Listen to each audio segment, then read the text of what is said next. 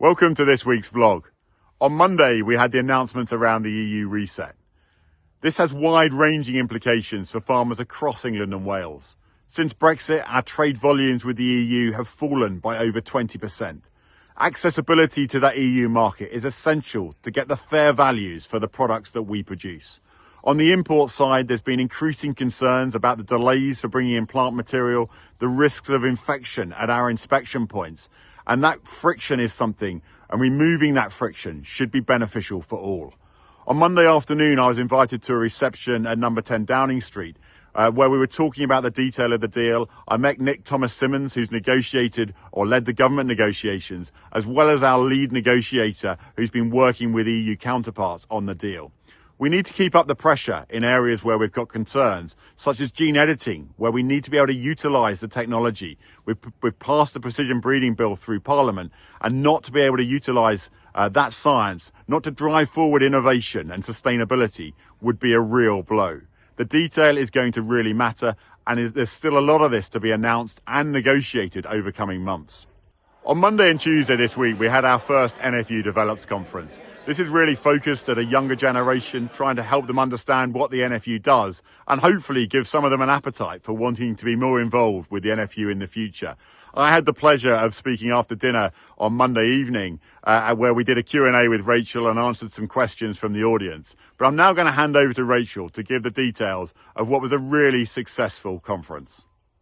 You might be wondering why I'm holding a NFU logoed squashy cow.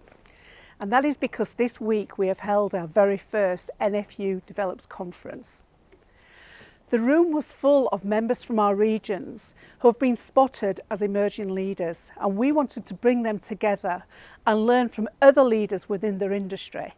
We also heard about how we need to look after ourselves, how we need to manage our own stress levels, hence the squashy cow, and how we can only be at our very best if we get some sleep. I've often said that it wasn't until I got the role I have now that I fully understood the complexities and the power of the NFU.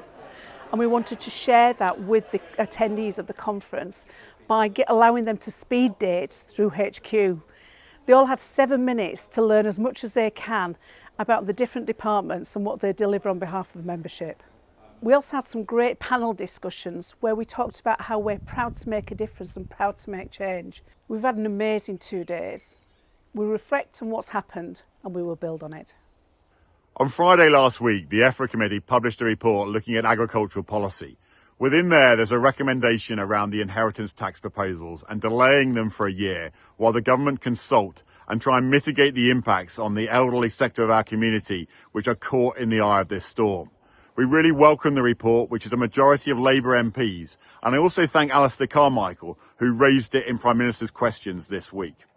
We wrote to the Treasury this week as well on Monday with 10 other organisations, because on the back of freedom of information requests around our clawback proposal, they've refused to publish the data. They've said publicly that they've modelled it and it won't bring in as much income, but if they've done the modelling, why won't they provide the data and the evidence that sits behind that, when our modelling suggested it would still bring in a very similar amount to the proposals that were contained within the budget? So we continue to work on this as a priority area. I've had 3 people this week come up to me at different meetings, explaining their situations, their personal stories, and the impacts on those farms are going to be quite unimaginable. This weekend, myself, David and Rachel are at shows across the country. We look forward to catching up with you, and I look forward to speaking to you next week.